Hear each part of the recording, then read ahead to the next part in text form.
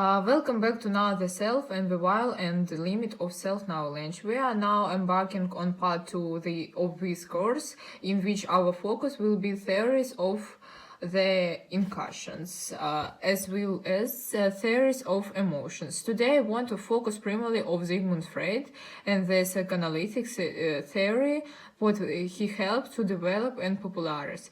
This is by no means an attempt to give compassion discussion of psychoanalytics. It was a huge, highly influential moment for much of the 20th century, but I want today just to focus on some of that I take to be the core aspects of Sigmund Freud's our develop on that theory, hoping that some of the points that me wake.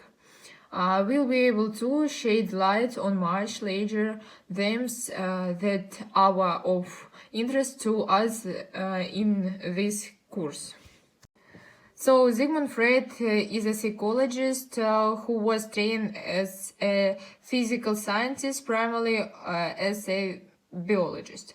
He did a lot of work on the neurobiology of fishes in the early part of his career, and the reading that I want to have associate with our discussions today is a book of his called Introductory Lectures on Psychoanalytics.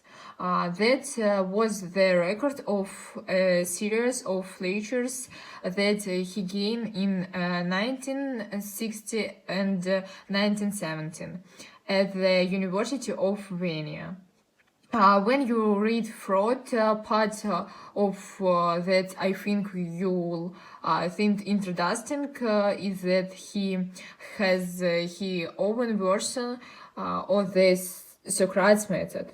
Of course, then you aware it's very difficult to engage in a pure Socratics dialogue, because of course you will go to is not clear how you could engage your intellection, your audience, by asking them questions. But Freud comes instantly close and makes a provocates method in the process, and that you will often find him making statements, making happiness, authoring explanations of phenomena, stating his position.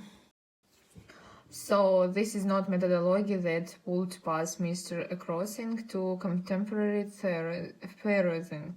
Furthermore, the event on Freud's our terms, I want to suggest that this is that statement of his doesn't not quite fully represent his way of just link this theory, and the reasons is the following.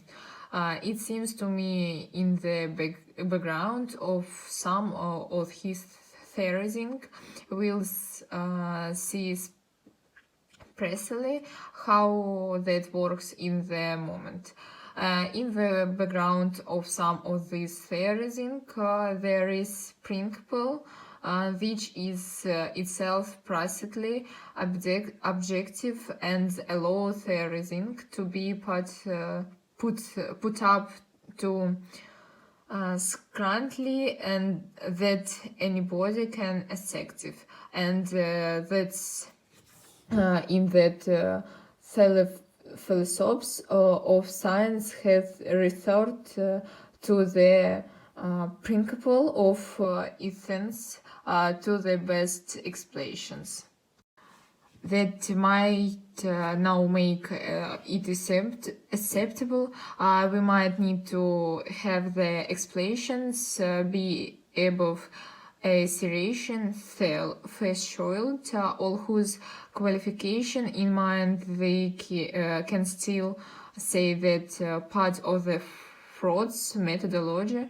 seems to presuppose is what then you will got something puzzling come aspect of human behavior. For example, that's puzzling, you should look or the explanations that most directly, simply, effectively, completely accounts for it, and we'll be asking ourselves there about the theories that frauds give